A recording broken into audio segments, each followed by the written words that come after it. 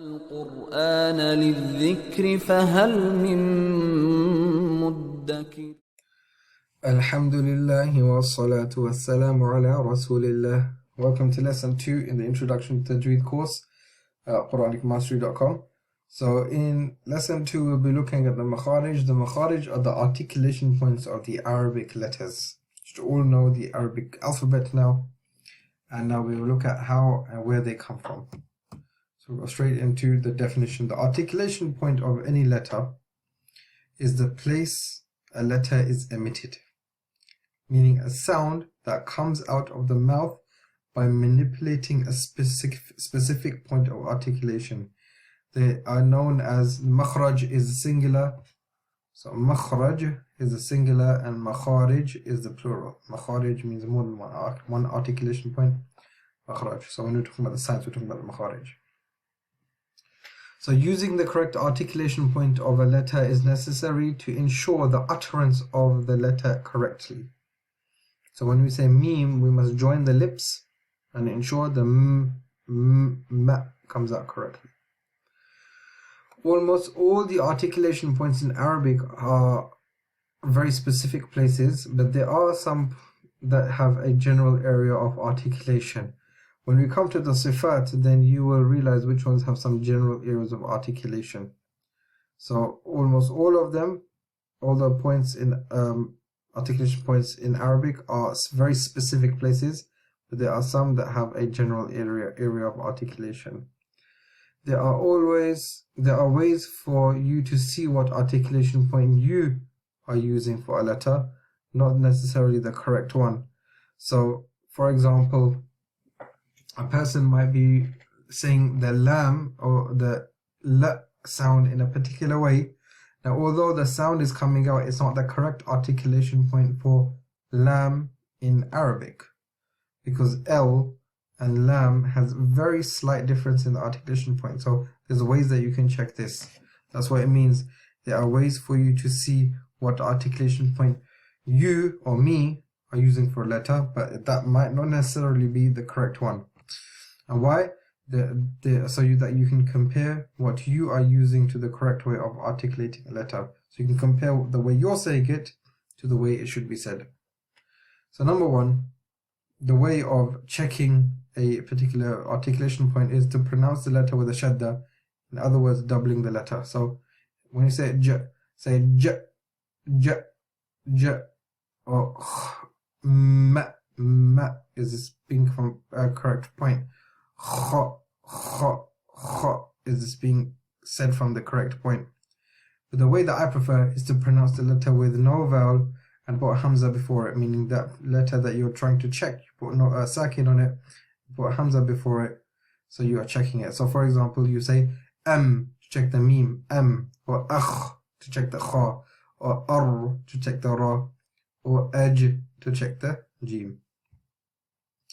You can then check the position of your tongue, mouth, or feel what area of the throat you are using. I personally recommend putting the hamza before it, yes? So the reason why I recommend putting the hamza before it, because then you can really focus in on what is the area that you're pronouncing the particular letter from. So if I was to pronounce the ghain, I say aw, aw, and if you try to continue the sound, you can really feel where that particular point is. But you will be able to try it. So you try this now. Try this with me. With the jim, say edge, edge, edge. You can really see where the jim is touching. Edge, edge. Like you really know what part of the lips are being touched in order for you to understand this. So that's the introduction. Let's go on to some of the general areas of articulation. Now there are some general areas of articulation in which there are 5 general areas of articulation. 4 and the 5th one refers to a particular sound that comes out. So the 5 general areas of the mouth and throat house the articulation points of the Arabic letters. So there are 5. The number 1 is the al-jawf. So the huruf al-jawf. Huruf al-jawf in my apologies. The empty space in the mouth and the throat has in it one articulation point for the 3 mad letters known as the huruf al-jawf, the letters of the empty space. When we say alif waw ya, what we're talking about is the sound of a, u, e. So these are the mad letters. They are known as the empty space because when we say a, all the sound is coming all the way from your throat all the way to outside the mouth, and it's not touching any particular area. When you say ooh, ooh for the waw, ooh, nothing is being touched, just coming straight from the throat or directly out to the mouth. And then e, same thing applies here. So the empty space in the mouth refers to the huruf al-jawf, which are the 3 mad letters. Number 2, the throat. So it has 3 particular articulation points for 6 different letters which are pronounced from the deepest, middle and closest part of the throat, known as the huruf al-halq, or huruf al-halqi, the letters of the throat. So we'll go into the deepest, middle and the closest part of the throat later. All you have to know is that these 6 particular letters, they come from the throat. So when you say hamza, you say that comes from the bottom. Say ha, that comes from the bottom. That comes from the middle. As does ha comes from the middle, and ra and kha both come from the top of the throat, or the closest part. So that's huruf al-halqi, the throat letters. The next general articulation point, which has the widest number of letters that come from there, or the biggest number of letters, it has 10 articulation points for 18 letters, known as huruf al-lisan. So it's known as the huruf al-lisan, the letters of the tongue.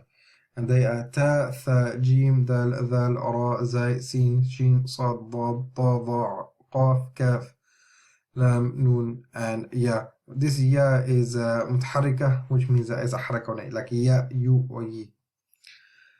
So these are the letters of the tongue, huruf al-lisan. Number 4, the 4th general articulation area of some 4 letters. The lips has 2 articulation points for 4 letters, and there was huruf al-shafatayn.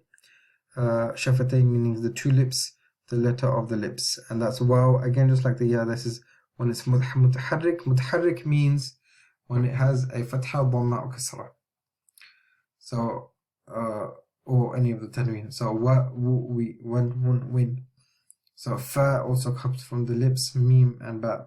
So these 4 letters come from the certain movement of the lips. And the 5th one is the nasal passage.